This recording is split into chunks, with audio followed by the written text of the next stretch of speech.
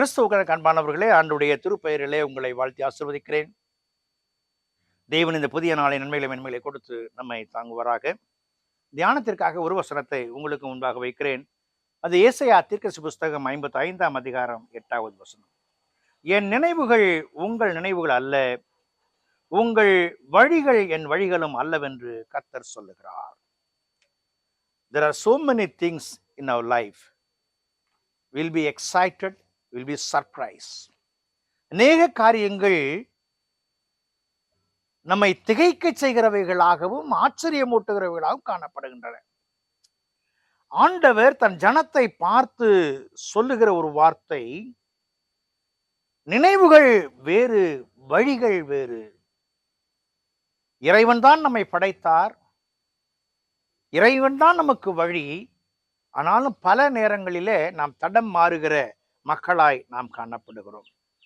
சிறுவராயத்துல மணலிலே அமர்ந்து விளையாடுகிற ஒரு விளையாட்டு உண்டு. நானும் விளையாடி இருக்கிறேன். அதற்கு பெயர் மணலை அப்படியே குமிச்சு நீட்டமா வச்சு ஒரு சின்ன சிவாங்குச்சி எடுத்து அப்படியே வச்சுக்கிட்டு போவாங்க.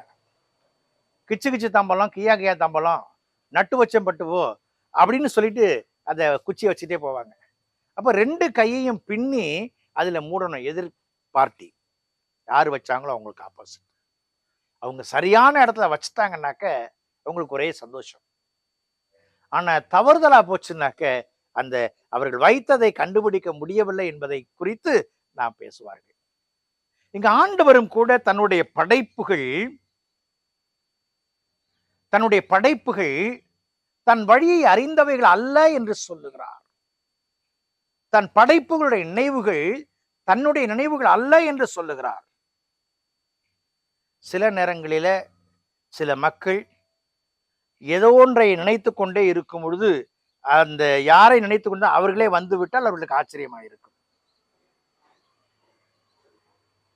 உண்மைதான். இந்த ஆச்சரியம் எப்படி வருகிறது? என்னுடைய 2 பேரங்க ஒரு தடவை வந்திருந்தாங்க. 2 பேரங்க. அவங்க எல்லாரும் ஒரு மேப் ஒன்று போட்டு ஒரு பொருளை ஒரு இடத்துல புதைச்சி வச்சுட்டு அதை தேடிக்கிட்டே போனாங்க. வச்சவங்களுக்கும் தெரியும் எங்க வச்சாங்கன்னு.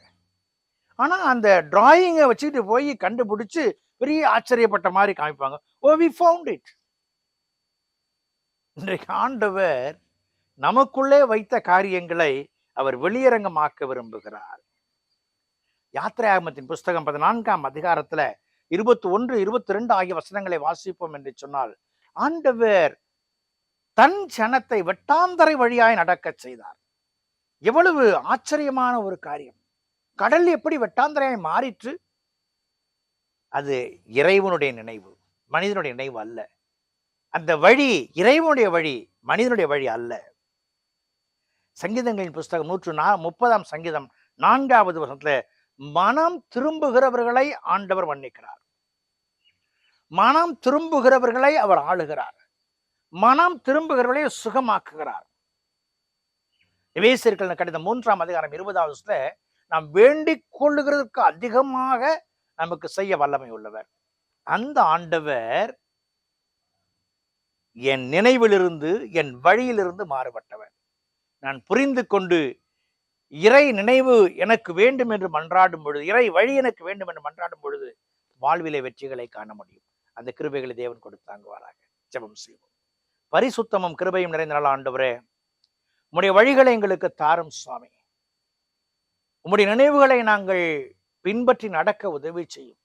எங்களை ஒரு விசையாய் நீர் புடமிட்டு உமக்கு உகந்த பிள்ளைகளாக வழி நடத்தும். இயேசு மூலம் ஜெபிக்கிறோம், ஜெபக்குள்ள பிதாவே. ஆமென்.